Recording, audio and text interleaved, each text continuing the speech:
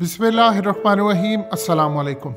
इमरान खान ने फैसला ये किया था कि अगर इस्लामाबाद की दोनों नशिस्तों से वो शिकस्त खा जाएंगे सेनेट की, तो वो उसी वक्त बग़ैर सोचे समझे वो असम्बलियाँ डिज़ोल्व कर देंगे और पॉलिटिक्स को मुकम्मल तौर पर खैराबाद कह देंगे।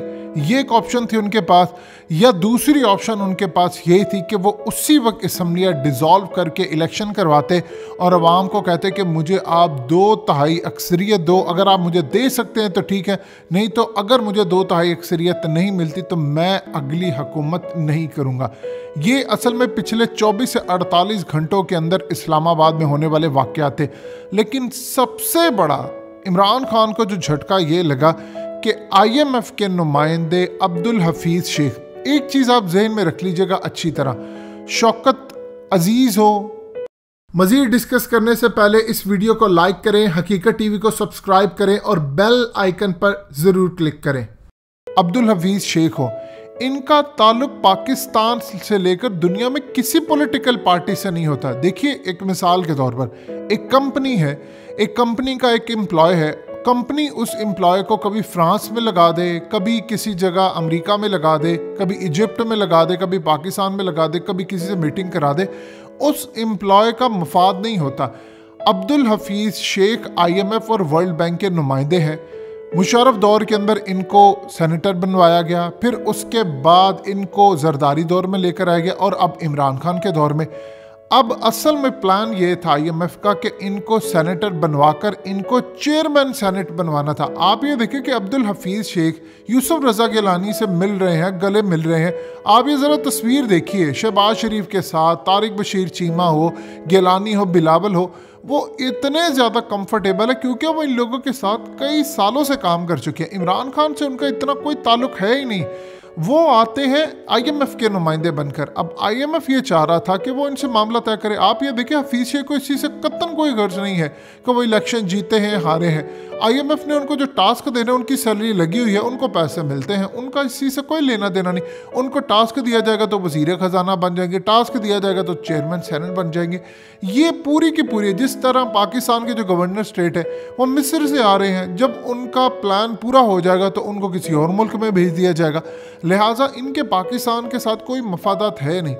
अब सूरत हाल ये पैदा हुई है कि IMF को लगा है बहुत बड़ा झटका। असल में 6 अरब का जो पैकेज था IMF के साथ, वो अब्दुल हफीज़ शेख को चूँकि इंस्टॉल किया गया, अब्दुल हफीज़ शेख इस पोजीशन पर आए और असद उमर की जगह जब उनको लेकर आया गया तो IMF ने पैकेज दिया। असद उमर एक तो चाहते थे कि किसी सूरत हम यहाँ पर IMF को ना लेकर आए, लेकिन बाद में वो मान गए। जब मान गए तो उस वक्त सूरत हाल ये पैदा हुई कि वो चाइना के लोन और ये तमाम चीज़ें डॉक्यूमेंट्स क्योंकि दे रहे थे।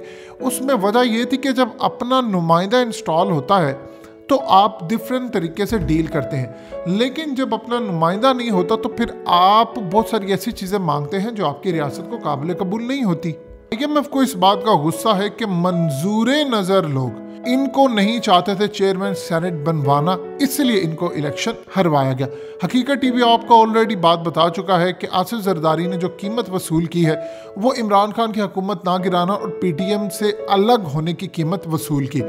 अब असल में सूरत हाल ये पैदा हुई थी कि इमरान खान ने 20 वोटों से अब्दुल हफीज़ शेख की सीट को हारना था, लेकिन कुछ इंटेलिजेंस इदारों को इमरान खान ने अपने लोगों पर लगाया हुआ था, तो कर करा के ये सूरत हाल पैदा हो गई थी कि मामला आकर तकरीबन चंद वोटों से ये हारे, जब ये तादाद तकरीबन 20 तक होनी थी। अब IMF ये समझता है कि पाकिस्तान के मंजूरे नज़र लोगों ने अब्दुल हफीज़ शेख को जीते नहीं दिया क्योंकि वो नहीं चाहते थे कि अब IMF और वर्ल्ड बैंक पाकिस्तान के ऊपर डोमिनेट करे। अब हफीज़ शेख को एक चीज़ ज़हन में रखिएगा, जब मुशर्रफ लेकर आए या उसके बाद जरदारी लेकर आया तो आज यूसुफ रज़ा गिलानी के साथ जो उनके ताल्लुकात हैं वो यूसुफ रज़ा गिलानी के वज़ीर ख़जाना के तौर पर काम कर चुके हैं। लिहाजा कोई ये समझे कि वो उनके खिलाफ है या कुछ, ऐसी कोई सूरत हाल नहीं। आप इस चीज़ को समझिए अच्छी तरह। अब इमरान खान के लिए सेटबैक ये हुआ कि दबाव उन पर यह पड़ा है कि हफीज़ शेख को मशीर ख़जाना के ओहदे से आप हटा दें। उसकी वजह यह है कि हफीज़ शेख अब इस काबिल नहीं रहे कि वो यहाँ पर काम कर सके, क्योंकि बड़ी शिकस्त हुई है। उनको चेयरमैन सेनेट बनवाना था, उनको 6 साल के लिए आगे पक्का करवाना था, इलेक्शन टू इलेक्शन लेकर चलना था। लिहाजा इस सूरत हाल में उनके लिए एक बड़ी तकलीफ दे बात है कि यहाँ पर मामला क्या हुआ। अब इमरान खान इस बात को अच्छी तरह फील कर रहे हैं कि आने वाले वक्त के अंदर मामला मेरे लिए मज़ीद ख़राब हो सकते हैं। हफीज़ शेख की वजह से पाकिस्तान में महंगाई का जो तूफ़ान है, देखिए मीडिया के ऊपर ये जितने लोग हफीज़ शेख को बुलाकर ये तमाम चीज़ें कहते हैं, आप एक चीज़ ज़हन में रख लीजिएगा, हफीज़ शेख का मकसद IMF का एजेंडा पूरा करना है और IMF का मकसद ये होता है मुल्क को तबाह करना। ये आप ज़हन में रख लें, पैसे आपने लेने हैं, उन्होंने आपका मुल्क तबाह करना है। अगर हफीज़ शेख इतने काबिल होते तो जरदारी दौर में पाकिस्तान की इकॉनमी की जो धज्जियाँ उड़ी थी, तो क्या वो ये सूरत हाल को आगे लेकर ना चलते। आज आप देख लें, इसहाक डार को देख लें, दुनिया की कोई ताकत इसहाक डार को सज़ा नहीं दे सकती, ना इंटरनेशनल इदारे। उस शख्स ने पाकिस्तान की इकॉनमी की धज्जियाँ उड़ाई हैं। वो इंटरनेशनल मुआहदों के तहत वर्ल्ड बैंक और इन सब के छुपे हुए नुमाइंदे थे। अब्दुल हफीज़ शेख ओपन नुमाइंदे हैं, वो छुपे हुए थे। एक चीज़ ज़हन में रखिएगा, अब ख़जाने की जो चाबियां होती है, अमेरिका हमेशा ये चाहता है कि किसी भी जगह पर उसका वज़ीर आज़म पाकिस्तान में कोई हो उनकी मर्ज़ी का हो, ख़ास तौर पर ख़जाना उनकी मर्ज़ी का हो और वज़ीर ख़ारजा उनकी मर्ज़ी का हो। अब इमरान खान तो उनकी मर्ज़ी के नहीं है, लेकिन वो वज़ीर ख़जाना को नहीं ला सके, यानी मशीर ख़जाना इस वक्त उनकी मर्ज़ी का आ गया ताकि वो पाकिस्तान की माशी पॉलिसी को कंट्रोल करे। आज आप मईशत को कंट्रोल करते हैं तो आप पूरा मुल्क कंट्रोल करते हैं। अब इस वक्त सूरत हाल ये पैदा हुई है कि इमरान खान को खदशा ये है कि IMF अपना प्रोग्राम मुअत्तल करवा सकता है, क्योंकि उनको अंदाज़ा ये हो चुका है कि अगर रियासत टू रियासत बातचीत की जाए तो वो किसी को भी मुंतखब करवा देते हैं, और इनका मुंतखब ना होना मंजूर नज़र लोगों को पसंद नहीं था। इसीलिए गिलानी को जितवाया गया और हफीज़ शेख को हरवाया गया। अब इमरान खान के लिए प्रॉब्लम यह है कि अगर IMF ने कर्ज रोक दिया, क्योंकि अरब ममालिक तो ऑलरेडी आपको पैसे नहीं दे रहे, मुल्क की मईशत का बेड़ा कर क्या लूटा हुआ पैसा आ नहीं रहा, तो मामला चलेंगे कैसे।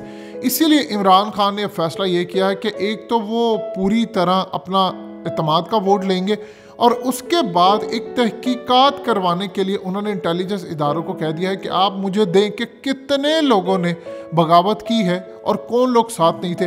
देखिए, अब्दुल हफीज़ शेख को जो नापसंद करने वाले ग्रुप है उनमें असद उमर का भी ग्रुप है। अब्दुल हफीज़ शेख की बैक पर थे इस वक्त जहांगीर तरीन, और असद उमर इनको बिल्कुल पसंद नहीं करते, और असद उमर के साथ एक अच्छी खासी PTI की तादाद है।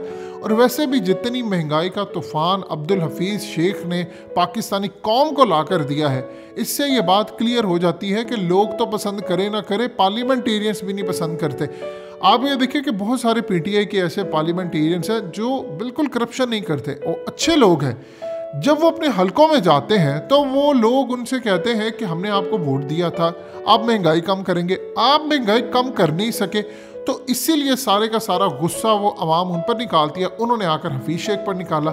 इमरान खान को कई दफ़ा कहा गया लोगों की जानिब से, जो MNAs और वज़ीर है, कि आप हफीज़ शेख को फारिग करें, लेकिन वो नहीं कर सकते, क्योंकि अगर वो उनको फारिग करेंगे तो IMF पैसे नहीं देगा, आप मुल्क नहीं चलाएंगे। हमें ये कहा जाता है जी देखिए डायरेक्शन ठीक हो गई है। यही बातें तमाम हफीज़ शेख उस वक्त भी कहा करते थे जब जरदारी के दौर में थी, जी मईशत बड़ी ज़बरदस्त बहरानों से निकल आई है, इनका एजेंडा आज भी है। और आप देखिएगा जब हुकूमत जाएगी, हुकूमत ख़त्म होगी, ये यहाँ से निकलेंगे, ये जब छोड़ कर जाएंगे, पाकिस्तान माशी ऐसे बहरानों में घिरा हुआ होगा कि शायद इसको निकालते निकालते हमें 25 साल लग जाए। लिहाजा एक चीज़ आप जहन में रखिएगा कि हफीज़ शेख का हारना इस वक्त IMF के प्रोग्राम को धचका है, और इमरान खान ये सोच रहे हैं कि अगर मामला इसी तरह रहते हैं, मेरे खिलाफ लोग हो जाते हैं, तो मैं खुद ही स्टेप डाउन कर जाऊं। इसके लिए वो पूरी अपनी एक स्ट्रेटजी बना रहे हैं। दोस्तों, हकीकत TV को सब्सक्राइब करना मत भूलिए, वीडियो को लाइक करें, शेयर करें और कमेंट सेक्शन में अपनी राय का इजहार ज़रूर करें।